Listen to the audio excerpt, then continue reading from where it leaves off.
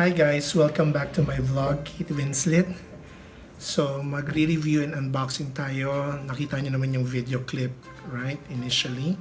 So I will just do a quick review regarding the AirPods Pro.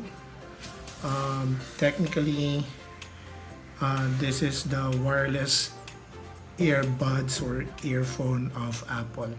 And I understand marami nang nagre-review nito and unboxing. So, for me, it's just a quick one. Para lang tingnan natin kung how nice it is. And just to give an idea, in Switch, the amount or the price or the SRP is 898 ringgit.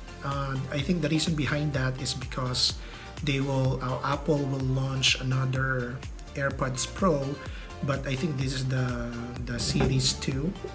So technically kaya medyo bumagsak yung price niya. Pero as of today, yun ang SRT price niya sa Switch. So purchase it in Switch Queens Bay and let's see kung gaano kaganda at ka-efficient. Okay?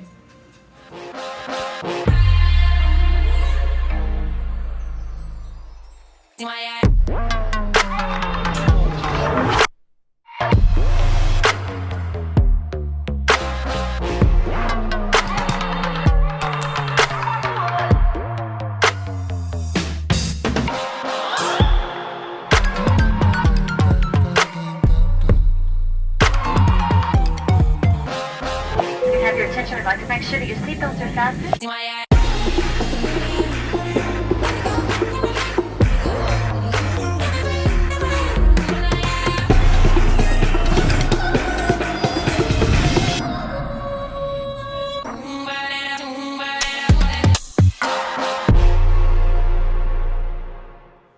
So there you have it.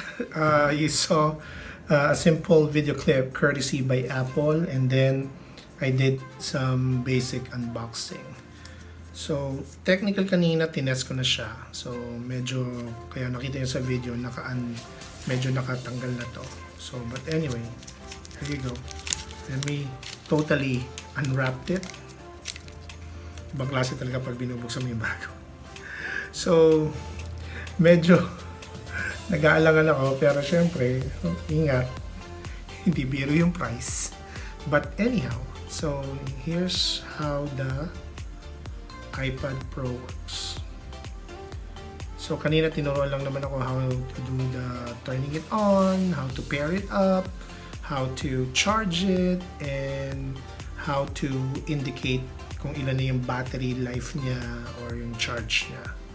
So I'll just make it a quick one, and then later I'll charge it kasi I think when I got this 40% na lang.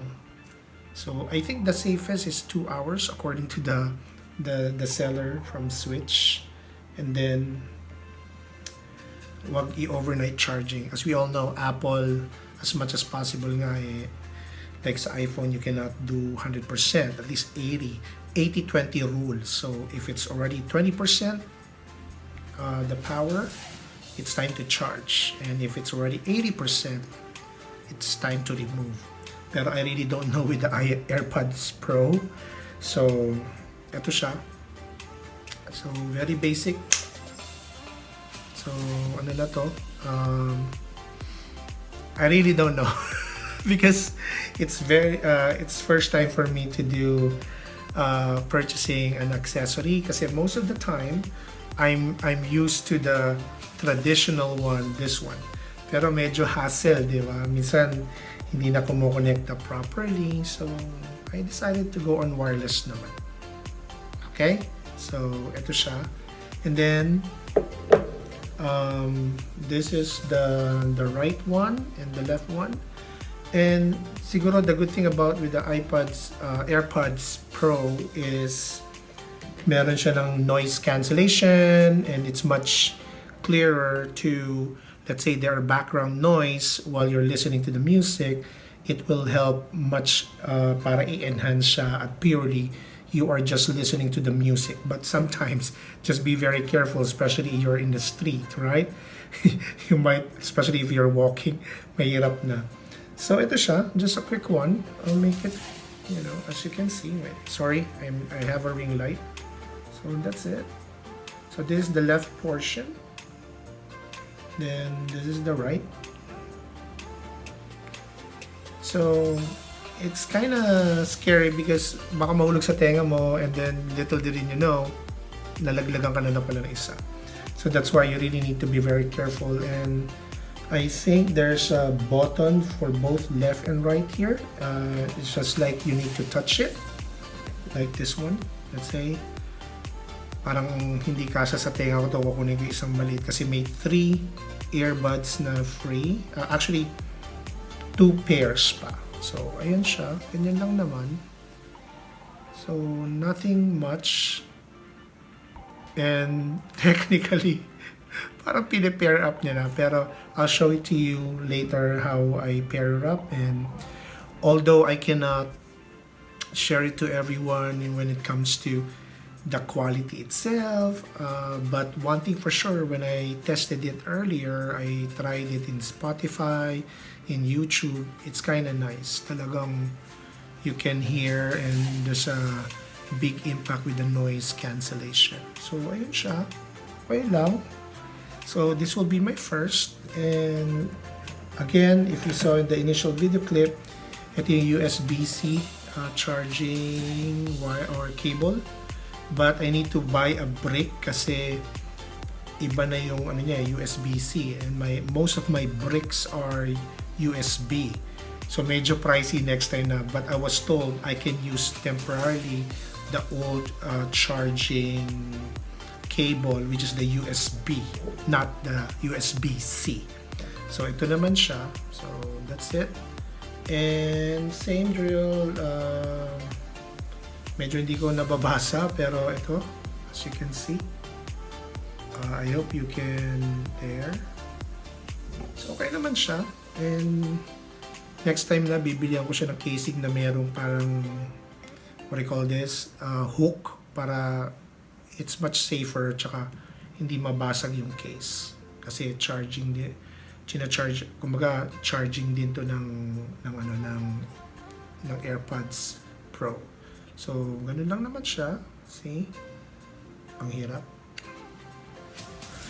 I really don't know. Hindi pa naman ako magaling sa mga small things. Baka mabagsak ko, masira ko, and whatnot. So, I'm still learning because this will be my first. Okay, there you go. And let me try the other one. There.